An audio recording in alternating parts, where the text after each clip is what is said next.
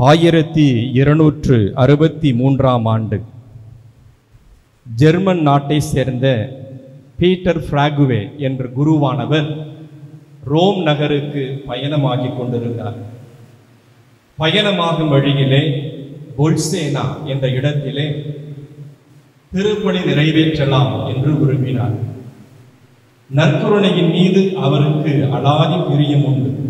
இருப்பினும் நற்கருணையில் ஆண்டவர் இயேசுவின் இறை பிரசன்னத்தை பற்றிய சிறிய ஐயப்பாடும் அவருக்கு இருந்தது. திருப்பணி நிறைவேற்ற ஆரம்பித்தார். கடைசியாக எழுந்தேற்றும் நேரம் வருகிற பொழுது திடீரென இரச கிண்ணத்திலிருந்து இரத்தம் வழிந்தோடுவதை கண்டார். பயந்து விட்டார். திருப்பலியை அப்படியே நிறைவேற்றிவிட்டு அவர் ஆண்டவரின் பாதம் மன்னிப்பு கேட்டு மன்றாடி கொண்டிருந்தார். இதை கேள்விப்பட்ட திருத்தந்தை 4ஆம் அர்பன் அந்த புதுமையில் இருக்கிற உண்மை தன்மையை அறிய வேண்டும் என்பதற்காக புனித தாமஸ் அக்வினாஸையும் புனித பொனவென்ச்சரையும் பொல்சேனாவுக்கு அனுப்பினார். அவர்கள் இருவரும் சென்று அந்த நற்கருணை பிரசன்னத்தின் உண்மை தன்மையை அறிந்து திருத்தந்தைக்கு அறிவித்தார்கள். 1264ஆம் ஆண்டு திருத்தந்தை 4ஆம் அர்பன் நற்கருணைக்கென்று ஒரு விழா எடுக்க திரு அவையிலே அனுமதி அளித்தார். 1264ஆம் ஆண்டு முதல் நாம் கொண்டாடி கொண்டிருக்கும் ஒரு உண்மையான, நிறைவான, மகிழ்வான நற்கருணை பிரசன்னத்தின் விழாவை இன்று நம்முடைய பங்கிலே நாம் அனைவரும் சிறப்பிக்கின்றோம். இயேசுவில் பிரியமான சகோதர சகோதரிகளே, நற்கருணை பிரசன்னம் என்பது ஏதோ திருத்தந்தையினால் 1264வது ஆண்டில் மட்டும் ஏற்படுத்தப்பட்டது அல்ல. மாறாக திருவிவிலியத்தின் பல பகுதிகளிலே ஆண்டவர் இயேசு என்றும் நம்மோடு இந்த நற்கருணை வழியாக வாழவிருக்கிறார் என்பதை தாம் வாழ்ந்த காலத்திலேயே மிக தெளிவாக தெளிவுபடுத்தியதை நாம் அனைவரும் அறிவோம். யோவான் நற்செய்தி அதிகாரம் 6 இறை வாக்கியங்கள் 51 58 முடிய இன்று நாம் வாசிக்க கேட்ட நற்செய்தியிலே, எனது உடலை உண்டு எனது இரத்தத்தை குடிப்பவர் என்னோடு நிலைத்திருப்பார், நானும் அவரோடு நிலைத்திருப்பேன் என்று சொல்கிறார். அதே போல ஆண்டவர் இயேசு தனது இறுதி இரா உணவிலே இந்த நற்கருணையை ஏற்படுத்துகிற பொழுது, இது என் இரத்தம், இது என் உடல் என்று சொல்லி நமக்காக தன்னுடைய பிரசன்னத்தை விட்டு சென்றிருக்கிறார். மத்தேயு நற்செய்தி அதிகாரம் 28 இறை வாக்கியம் 20 இன்றைய திருப்பலியின் முகவுரையிலே நம்முடைய ஆயர் சொல்வது போல, இறைவன் ஆண்டவர் இயேசு உலகம் முடியும் வரை நம்மோடு வாழ்வதற்காக இந்த நற்கருணையை ஏற்படுத்தி சென்றார். ஆதலால் தான் திரு அவையின் உச்சமும் ஊற்றும் இந்த நற்கருணை என்கிறது திருவழிபாட்டின் மறைக்கல்வி கையேடு எண் 1324. நம்முடைய வாழ்வின் திரு அவையின் அனைத்தும் உச்சமும் ஆகிய நம்முடைய வாழ்வினுடைய அடிப்படையாகிய இந்த நற்கருணைக்கு நாம் அனைவரும் விழா எடுத்து கொண்டாடுவது மிக மிக சால சிறந்தது. அந்த நற்கருணை விழாவை எப்படி அர்த்தம் பொதிந்த விடத்திலே நம்மால் கொண்டாட இயலும், நற்கருணை பிரசன்னத்தின் முழுமை தன்மையை எப்படி நம்மால் அறிந்து கொள்ள முடியும் என்பதை நாம் இன்னும் ஆழமாக சிந்திக்கவிருக்கிறோம்.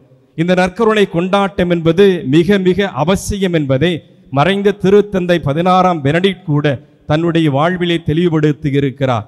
அவர் சொல்வார், நற்கருணை என்பது வாழப்பட வேண்டியது, நற்கருணை என்பது கொண்டாடப்பட வேண்டியது, நற்கருணை என்பது எல்லாவற்றிற்கும் மேலாக இறைவனின் பிரசன்னத்திலே நம்பப்பட வேண்டியது என்று சொல்வார். ஆகவே நாம் அனைவரும் ஒவ்வொரு நாளும் ஆண்டவர் இயேசுவினுடைய திரு உடலையும் திரு இரத்தத்தையும் பருகுகிற பொழுதெல்லாம், வாங்குகிற பொழுதெல்லாம் இறை பிரசன்னத்தை நம் உள்ளத்திலே தாங்கி செல்வதற்கான அழைப்பை இந்த நற்கருணை விடுக்கிறது.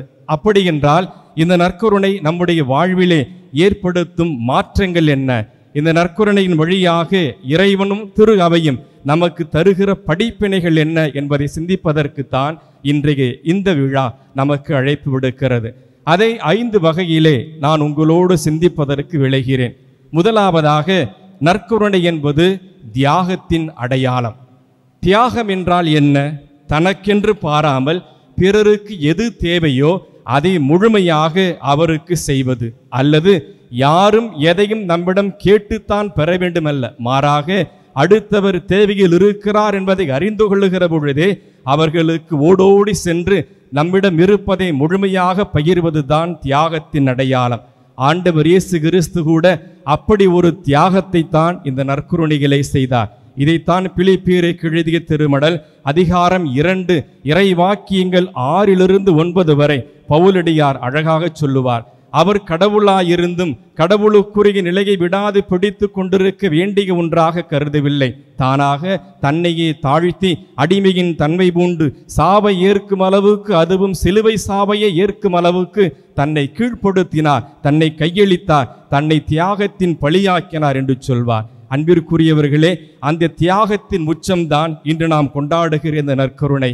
ஆண்டவர் இயேசு கிறிஸ்து நாம் வாழ்வு பெறுவதற்காக, நம்மிடம் இருக்கும் அனைத்தும் நிறைவு பெறுவதற்காக தன்னையே முழுமையாக தந்ததுதான் இந்த நற்கருணை. ஆக ஆண்டவர் இயேசுவின் தியாகத்தின் அடையாளம் இந்த நற்கருணை என்பதை நாம் உணர வேண்டும். அடுத்ததாக ஆண்டவர் இயேசு தன்னுடைய அன்பின் அடையாளமாக இந்த நற்கருணையை விட்டு சென்றிருக்கிறார். யோவான் நற்செய்தி அதிகாரம் 15 இறை வாக்கியம் 13 நாம் வாசிக்கிறோம். தம் நண்பருக்காக உயிரை கொடுப்பதை விட மேலான அன்பு யாரிடமும் இல்லை என்று சொல்வார். நாம் அனைவரும் வாழ்வு பெற வேண்டும் என்பதற்காக பாவத்திலே வாழ்ந்து கொண்டிருக்கிற மனித இனம் அதிலே உழன்று தன்னையே மடித்து கொள்ளாமல் இறைவனின் பதம் திரும்பி வர வேண்டும் என்பதற்காக தன்னையே முழுமையாக தியாக பலியாக்கியவர் நம்முடைய ஆண்டவர். அது அவருடைய அன்பின் மிகுதியினால் நிகழ்ந்தது என்பதை நாம் அனைவரும் அறிந்து கொள்ள வேண்டும். இதைத்தான் நீதிமொழிகள் புத்தகத்திலே அழகாக நாம் வாசிப்போம். அன்பும் வாய்மையும் தீவினையை போக்கும், அன்பும் உண்மையும் மன்னர்களின் ஆட்சியை நீடிக்க செய்யும் என்று எழுதப்பட்டிருக்கிறது. வள்ளுவர் கூட அன்பிலார் எல்லாம் தமக்குடைய அன்புடையோர் என்றும் உரியர் பிறர்க்கு என்று சொல்வார். நம்மிடம் இருக்கும் அனைத்தையுமே அடுத்தவரோடு இணைந்து பகிர்ந்து வாழ்வதுதான் அன்பின் உச்சம், அன்பின் அடையாளம். அந்த அன்பின் உச்சம்தான் ஆண்டவர் இயேசுவின் இந்த திவ்ய நற்கருணை. ஆண்டவர் இயேசு கிறிஸ்து வாழ்ந்த பொழுது எதையுமே தனக்கென வைத்துக் கொள்ளவில்லை. மாறாக முழுமையாக இந்த மானிடம் விடுதலை பெற வேண்டும் என்பதற்காக தன்னை முழுமையாக கையளித்த ஒரு அன்பின் வெளிப்பாடுதான் இந்த நற்கருணை. ஆதலால் தான் சிலுவையிலே ஆண்டவர் இயேசு இறப்பதற்கு முன்பாக தந்தையை நோக்கி எல்லாம் நிறைவேறிற்று என்று சொல்லி தன்னை முழுமையாக அன்பின் வெளிப்பாடாக கையளித்ததை நாம் அனைவரும் அறிவோம். ஆகவே அன்பிற்குரியவர்களே, அன்பின் முழுமைத்தன்மையை நாம் அனைவரும் உணர வேண்டும் என்றால் நற்கருணை ஆண்டவரை உற்று நோக்க வேண்டும். அன்பின் முழுமையை நம் வாழ்விலே நாம் அறிந்து கொள்ள வேண்டும் என்றால் ஆண்டவர் இயேசுவின் நற்கருணையை அணுகி வர வேண்டும். ஏனென்றால் இந்த வாழ்வில் நாம் அடுத்தவருக்கு தருகிற அன்பின் அடையாளம், அன்பின் முழுமை இந்த நற்கருணை என்பதை நாம் அனைவரும் அறிந்து வாழ்வதற்கு இந்த விழா நமக்கு அழைப்பு விடுக்கிறது. அடுத்ததாக ஆண்டவர் இயேசுவின் இந்த நற்கருணை ஒரு பகிர்வின் அடையாளம். நமக்கெல்லாம் பழைய பாடல் ஒன்று தெரியும், பெறுவதிலும் தருவதுவே இன்பம் என்று சொல்வார்கள். நாம் பெறுவதை விட அடுத்தவருக்கு கொடுப்பதில் இருக்கும் நிம்மதி, அடுத்தவருக்கு தருவதில் இருக்கும் ஆனந்தம் அளவிட இயலாதது. எப்பொழுது நம்மிடம் இருப்பதை அடுத்தவரோடு பகிர்கிறோமோ அப்பொழுது நம்முடைய மகிழ்ச்சி பல மடங்கு அதிகரிக்கும் என்பதை கொடுத்தவர்கள் எல்லோரும் அறிவர். ஆண்டவர் இயேசு கிறிஸ்து கூட முழுமையாக மானிடம் வாழ வேண்டும் என்பதற்காக, மானிடம் மீட்பு பெற வேண்டும் என்பதற்காக தன்னிடம் இருக்கும் அனைத்தையும் பகிர்ந்தார் என்பதை நாம் அனைவரும் அறிவோம். ஆண்டவர் இயேசு கிறிஸ்து இறுதியிலே தனக்கென எதையுமே கொண்டு செல்லவில்லை. இறுதியாக தன்னோடு நின்ற தன்னுடைய அன்பு சீடரையும் தன்னோடு நின்ற தன்னுடைய அன்பு தாயையும் கூட நமக்காக தாரை வார்த்து சென்றார் என்பதை நாம் அறிவோம். ஆண்டவர் இயேசுவினுடைய பகிர்வின் உச்சம்தான் இந்த நற்கருணை. தன்னிடம் இருக்கும் அனைத்தையும் இந்த உலகம் வாழ வேண்டும் என்பதற்காக, இந்த உலகம் உய்ய வேண்டும் என்பதற்காக முழுமையாக கையளித்த ஆண்டவர் இயேசுவினுடைய அன்பின் உச்சம்தான் இந்த நற்கருணை, பகிர்வின் உச்சம்தான் இந்த நற்கருணை. அதே போல நற்கருணை என்பது உறவின் அடையாளம் என்பதை நாம் அறிந்து கொள்ள வேண்டும். பழைய ஏற்பாட்டிலே இறை மனித உறவு மிகவும் அழகாக சித்தரிக்கப்படும். பழைய ஏற்பாட்டின் தந்தை இறைவன் தன்னோடு தேர்ந்தெடுக்கப்பட்ட இஸ்ரேல் மக்களின் அடிமைத்தனத்திலிருந்து அவர்களை மீட்டு வந்தார். பாலை நிலத்திலே 40 ஆண்டுகள் அவர்களை வழிநடத்தி செம்மைப்படுத்தி செழுமைப்படுத்தினார்.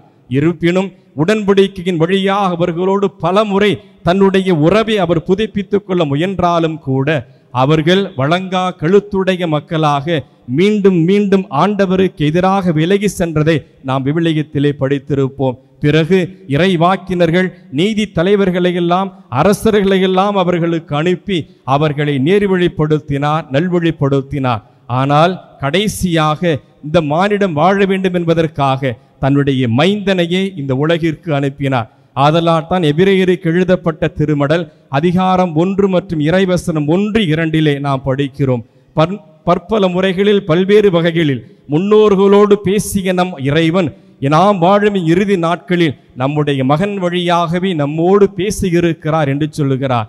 நாம் இழந்து போன அந்த உறவை, நம்மிடம் இருக்கிற இந்த உறவின் மேன்மையை நாம் அனைவரும் அறிந்து கொள்ள வேண்டும் என்பதற்காக தந்தை இறைவன் தன்னுடைய மகனையே உறவின் பாலமாக இந்த உலகிற்கு அனுப்பினார். உறவோடு நாம் வாழுகிற பொழுது தான் இறைவனை நாம் முழுமையாக கண்டுகொள்ள முடியும் என்பதை ஆண்டவர் இயேசு இந்த உலகில் வாழ்ந்த பொழுது முழுமையாக எண்பித்து காட்டினார். யோவான் நற்செய்தி அதிகாரம் 6 இறைவாக்கியம் 56 நாம் வாசிக்கிறோம். என் சதையை உண்டு என் இரத்தத்தை குடித்தால் ஒழிய உங்களுக்குள் வாழ்வு இராது. நீங்கள் அனைவரும் இணைந்து வாழ வேண்டுமென்றால், உறவோடு வாழ வேண்டுமென்றால், அந்த உறவின் முழுமைத்தன்மையாக இந்த நற்கருணையை நீங்கள் முழுமையான உள்ளத்தோடு ஏற்று அதை உண்டு வாழ வேண்டும் என்று விரும்புகிறார். அதைத்தான் திருத்தூதர் பணிகள் நூலிலே அதிகாரம் 2 இறைவாக்கியம் 42 நாம் படிக்கிறோம். தொடக்க கால திரு அவையிலே நற்கருணை எப்படி உறவின் பாழமாக இருந்தது, திருத்தூதர்களுக்கும் இறை மக்களுக்கும் இடையே நற்கருணை எப்படி உறவை விதைத்தது என்பதை நாம் மிக தெளிவாக அங்கே படிக்க முடியும். திருத்தூதர்கள் கற்பிப்பதிலும் நற்புறவிலும் அற்பம் பிடுவதிலும் இறை வேண்டலிலும் நிலைத்திருந்தார்கள் என்று எழுதப்பட்டிருக்கிறது. இறை வேண்டல் நற்கருணை வழியாக மட்டும்தான் உறவு முழுமையடையும், உறவு ஆழப்படும் என்பதை திருத்தூதர்களும் ஆண்டவர் இயேசுவும் அறிந்திருந்தார். நாமும் அடுத்தவரோடு முழுமையான உறவு கொள்வதிலே முழுமையடைய நற்கருணை உற்று காண வேண்டும், நற்கருணையை நம்முடைய வாழ்விலே ஏற்றுக்கொள்ள வேண்டும். இறுதியாக நற்கருணை என்பது நாம் பெற்றிருக்கிற இந்த மனித வாழ்வின் முழுமையின் அடையாளம் என்பதை நாம் அறிந்து கொள்ள வேண்டும்.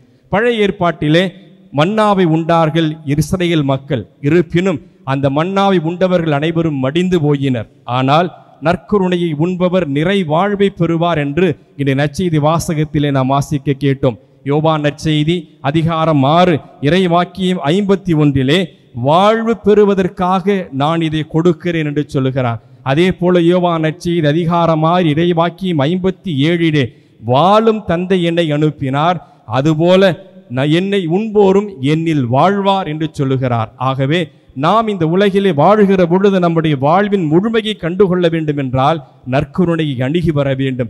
நற்கருணையின் வழியாக மட்டும்தான் நம்முடைய வாழ்வு முழுமை பெறும் என்பதை நாம் அறிந்து கொள்ளுகிற பொழுது இறைவன் நம்முடைய வாழ்வின் செழுமையையும் நம்முடைய வாழ்வின் மேன்மையையும் கண்டுகொள்ளச் செய்வார் என்பதை நாம் அறிய வேண்டும். ஆகவே அன்பிற்குரியவர்களே, நற்கருணை என்பது ஆண்டவர் இயேசுவின் தியாகத்தின் அடையாளம். நற்கருணை என்பது ஆண்டவர் இயேசு நம்மீது கொண்டிருக்கிற அன்பின் அடையாளம். நற்கருணை என்பது ஆண்டவர் தன்னையே பகிர்ந்ததன் அடையாளம். நற்கருணை என்பது இறைவன் நம்மோடு கொண்டிருக்கிற உறவின் அடையாளம். நற்கருணை என்பது நாம் நம்முடைய வாழ்வின் முழுமையை கண்டுகொள்வதற்கான ஒரு அடையாளம் என்பதை அறிந்து வாழத்தான் இன்றைய விழா நமக்கு அழைப்பு விடுக்கிறது.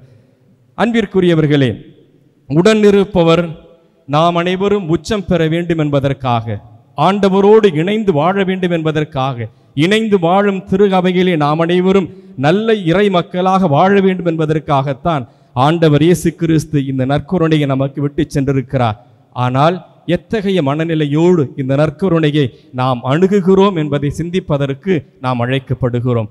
புனித சார்லஸ் பொரமேயோ அழகாக சொல்லுவார், நற்கருணை வாங்குகிற பொழுது ஏன் அந்த நற்கருணையினுடைய பிரசன்னத்தை முழுமையாக நம்மால் உணரக்கூட முடியவில்லை என்றால் அதற்கு 2 விதமான காரணங்கள் உண்டு. ஒன்று, நாம் அனைவரும் தகுந்த தயாரிப்பு இல்லாமல், ஆண்டவர் இயேசுவை உட்கொள்கிறோம் என்ற உணர்வில்லாமல், ஏதோ ஒரு சடங்கு அனுச்சாரத்திற்காக சடங்கிற்காக ஆண்டவர் இயேசுவை அணுகி வருகிற பொழுது அந்த நற்கருணையின் முழுமையை நம்மால் உணர்ந்து கொள்ள முடியாது என்று சொல்வார் சார்லஸ் பொரமேயோ. ஆண்டவர் இயேசுவினுடைய உண்மையான உடன் இருப்பை, ஆண்டவர் இயேசுவின் இறை பிரசன்னத்தை நாம் உணர்ந்து அந்த நற்கருணையை ஏற்றுக்கொள்ளுகிற பொழுது தான், தகுந்த உள்ளத்தோடு நம்மை தயாரித்து ஆண்டவரை அணுகி வருகிற பொழுது தான் அந்த நற்கருணை தரும் முழுமையான உணர்வை, முழுமையான சக்தியை நம்மால் பெற்றுக்கொள்ள முடியும் என்று சொல்வார். அதே போல அவரே தொடர்ந்து நற்கருணை அணுகி வருகிற பொழுதெல்லாம் ஆண்டவர் இயேசுவின் பிரசன்னத்தை உணர்வதற்கு பதிலாக, இறைவன் நம்மோடு வாழுகிறார் என்பதை அறிந்து கொள்வதற்கு பதிலாக, இந்த உலகத்தின் வேதனைகளையும் இந்த உலகத்தின் சோதனைகளையும் இந்த உலகம் தருகிற இயக்கங்களையும் எதிர்பார்ப்புகளையும் நினைத்து கொண்டே ஆண்டவரை நீங்கள் அணுகி வந்தீர்கள் என்றால் இறைவனுடைய பிரசன்னத்தை உங்களால் கண்டுகொள்ள இயலாது. மாறாக எண்ணங்கள், எதிர்பார்ப்புகள், இயக்கங்கள் அனைத்தையும் நிறைவேற்றுபவர் எனக்காக வரவிருக்கிறார், நான் என்னுடைய வேதனைகளை எல்லாம் அவரிடம் சமர்ப்பித்து விட்டால் அவர் என்னை அன்போடு வழிநடத்துவார் என்று நாம் அவரை அணுகி வந்தால்தான் ஆண்டவர் இயேசுவினுடைய இறை பிரசன்னத்தை நற்கருணையிலே நம்மால் உணர்ந்து வாழ முடியும். ஆகவே நாம் கொண்டாடுகிற இந்த விழா உண்மையிலேயே நமக்கு அர்த்தம் பொதிந்த ஆழமான பக்தியை தரும் விழாவாக அமைய வேண்டும் என்றால், அது தரும் அத்தனை கொடைகளையும் நாம் பெற்றுக்கொள்ள வேண்டும் என்றால், தகுந்த தயாரிப்போடு தகுந்த உள்ளத்தோடு ஆண்டவர் இயேசுவின் இறை பிரசன்னத்தை அணுகி வருவோம். ஏனென்றால் நாம் நம்பி விசுவசிக்கிற கடவுள் இந்த உலகின் அனைத்தையும் விட மேலானவர். நாம் நம்பி அணுகி வருகிற கடவுள் நம்முடைய குற்றங்களையும் குறைகளையும் பாராமல், நம்முடைய வேதனைகளையும் சோதனைகளையும் பாராமல், நம்முடைய வாழ்வையும் நம்முடைய உறவுகளையும் மேம்படுத்த காத்திருக்கிற இறைவன். ஆகவே நற்கருணை ஆண்டவரை அணுகி வருவோம். அவன் தகுந்த உள்ளத்தோடு ஆண்டவர் இயேசுவை நம்முடைய உள்ளத்திலே ஏற்றுக்கொள்வோம். அப்பொழுது நற்கருணை விதைக்கும் அன்பின், உறவின், வாழ்வின், பகிர்வின் அனைத்து அடையாளங்களையும் நம்முடைய வாழ்விலே நாம் பெற்றுக்கொள்ள முடியும். பல ஆயிரம் காலங்களாக நாம் கொண்டாடி கொண்டிருக்கிற இந்த விழா நம்முடைய பங்கிலே இவ்வாண்டு அர்த்தம் பொதிந்த விழாவாக மாற வேண்டும் என்றால் நற்கருணை ஆண்டவரை அணுகி வருவோம். நம்முடைய எண்ணங்களை அவருடைய திருப்பாதத்திலே சமர்ப்பிப்போம். நம்முடைய விண்ணப்பங்களை பெற்றுக்கொள்வோம் என்ற நம்பிக்கையோடு அவருடைய திருப்பாதத்திலே ஒப்புவிப்போம். இறைவன் நம்முடைய உள்ளங்களையும் நம்முடைய எண்ணங்களையும் தகுந்த தயாரிப்பையும் கண்டு நமக்கு அருளுக்கு மேல் அருளையும் ஆசிருக்கு மேல் ஆசிரையும் வழங்கி வழிநடத்தி காப்பாராக. ஆமேன்.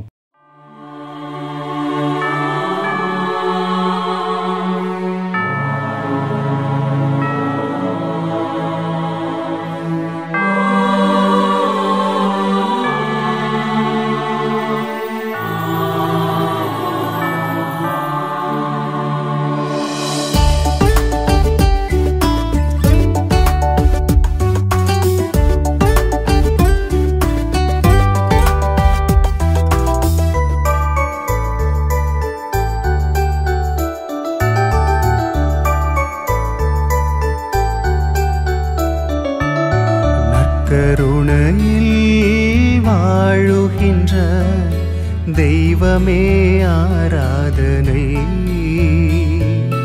நற்கருணையில் வாழுகின்ற இயேசுவே ஆராதனை, நற்கருணையில் வாழுகின்ற தெய்வமே ஆராதனை,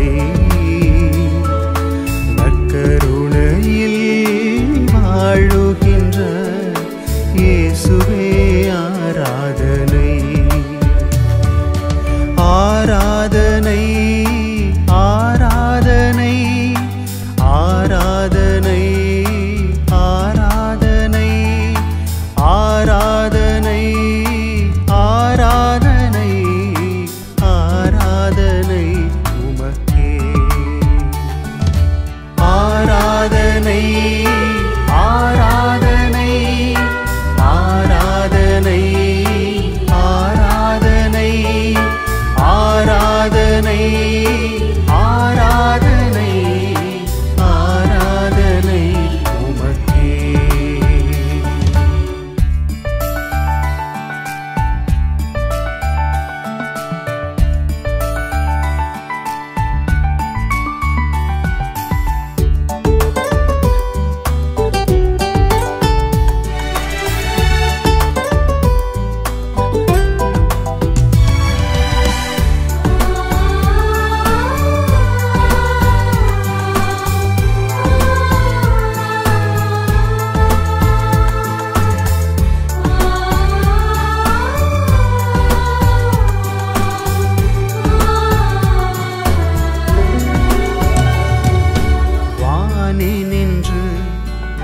இறங்கி வந்த உயிருள்ள உணவே ஆராதனை, வானி நின்று இறங்கி வந்த உயிருள்ள உணவே ஆராதனை,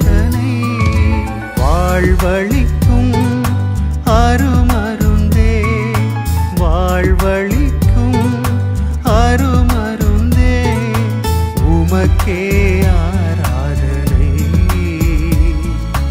உமக்கே ஆராதனை. ஆராதனை ஆராதனை ஆராதனை ஆராதனை ஆராதனை ஆராதனை ஆராதனை உமக்கே. ஆராதனை ஆராதனை ஆராதனை ஆராதனை ஆராதனை ஆராதனை ஆராதனை உமக்கே.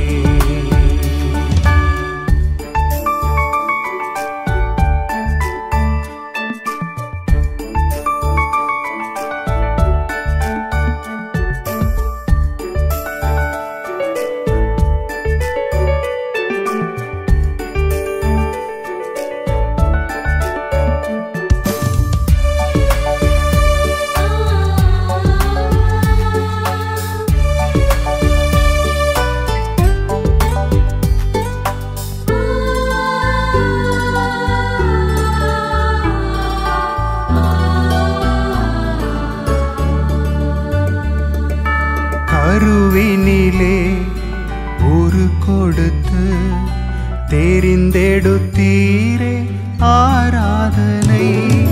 கருவினிலே ஒரு கொடுத்து தெரிந்தெடுத்தீரே ஆராதனை.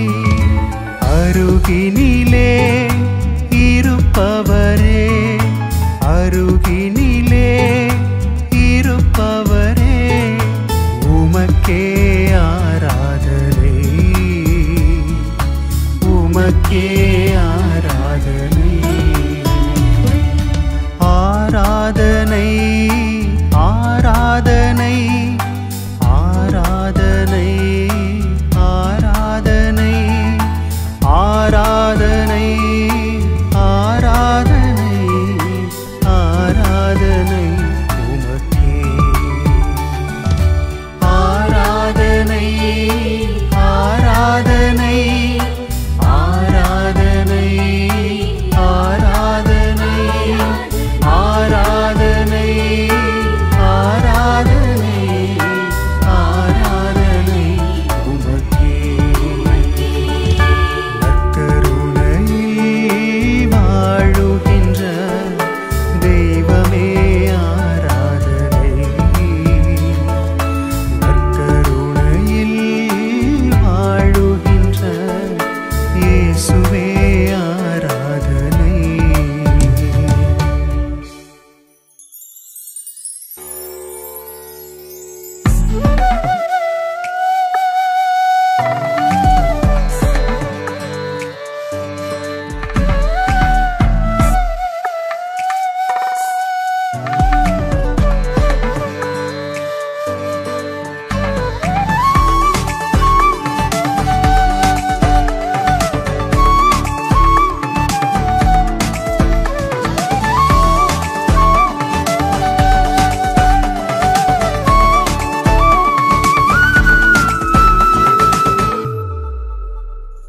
நற்கருணை நாதனே, சற்குருவே அருள்வாய் பொறுமை.